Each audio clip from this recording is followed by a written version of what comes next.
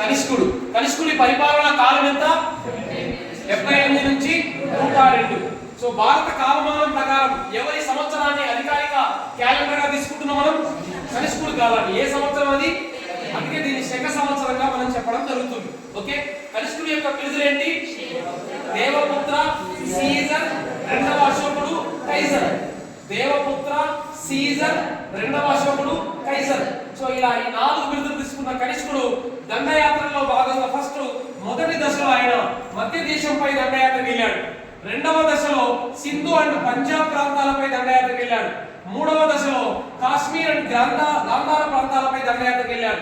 ఇక 4వ దశలో పాటలీపుత్రం అండ్ మధురని కూడా ఆక్రమించుకున్నాడు. ఆక్రమించుకున్న తర్వాత మధురని రెండవ రాజధానిగా కూడా వీళ్ళు చేసుకున్నారు. ఇతనికి వీళ్ళ మొట్టమొదటి రాజధాని ఏంటి? పురుషపురం, పెషావర్. పురుషపురం మొట్టమొదటి రాజధాని. ఆ తర్వాత చైనా, మధ్యలో చైనాపై కూడా దండయాత్రకు వెళ్ళి పంచావో అనే అతని చైనా సేనాని చేతిలో ఓడిపోవడం కూడా జరిగింది.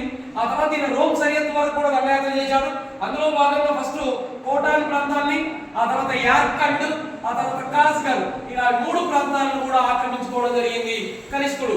ఇలా దండయాత్రల వల్ల రాజ్య విస్తీర్ణం చేసినటువంటి కనిష్కుడికి సరిహద్దులు కనుక మనం చూస్తే, విస్తీర్ణం చూస్తే ఫస్ట్ తూర్పున బీహార్ నుండి పడమర ఖోరసాన్ వరకు, ఉత్తరాన భూటాన్ నుండి దక్షిణాన కొంకల్ వరకు తన రాజ్య విస్తీర్ణాన్ని చేయడం జరిగింది కనిష్కుడు.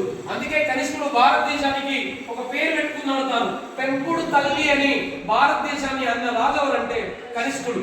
ఓకే, కనిష్కుడు అశ్వఘోషుడు పాటలీపుత్రంపై దండయాత్రకు వెళ్ళినప్పుడు అక్కడ అశ్వఘోషుడు అనే ఒక బౌద్ధ మత ఆచార్యుని లేదా సన్యాసిని ఎత్తుకొచ్చిన అతని ప్రభావంతో అతని బౌద్ధాన్ని తీసుకోవడం జరిగింది. కనిష్కుడు బౌద్ధం తీసుకునే ముందు బౌద్ధ మతం అనేది 18 శాఖలుగా విడిపోయి ఉంది. అందులో స్థవిరవాదం అనే శాఖ ఆనాడు బాగా వాల్యూ ఉన్నటువంటి శాఖ. అందుకే కనిష్కుడు తన రాజధాని అది కాశ్మీర్ దగ్గర కుందలవనంలో 4వ బౌద్ధ సంగీతిని పార్ష్యుడు అనే ఒక బౌద్ధ మత సన్యాసి సలహా మేరకు 4వ బౌద్ధ సంగీతిని కుందలవనంలో ఏర్పాటు చేశాడు. కుందలవనంలో ఏర్పాటు చేసిన 4వ బౌద్ధ సంగీతికి అధ్యక్షుడు వసుమిత్రుడు, ఉపాధ్యక్షుడు అశ్వఘోషుడు. అధ్యక్షుడు వసుమిత్రుడు, ఉపాధ్యక్షుడు అశ్వఘోషుడు.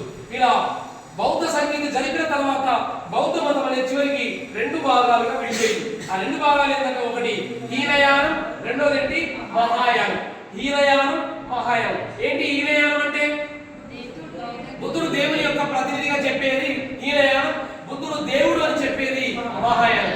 భారతదేశంలో మహాయాన బౌద్ధ మతాన్ని వ్యాప్తి చేసిన తొలి గురువు ఎవరంటారు? ఆచార్య నాగార్జునుడు. ఈ నాగార్జునుడితో పాటు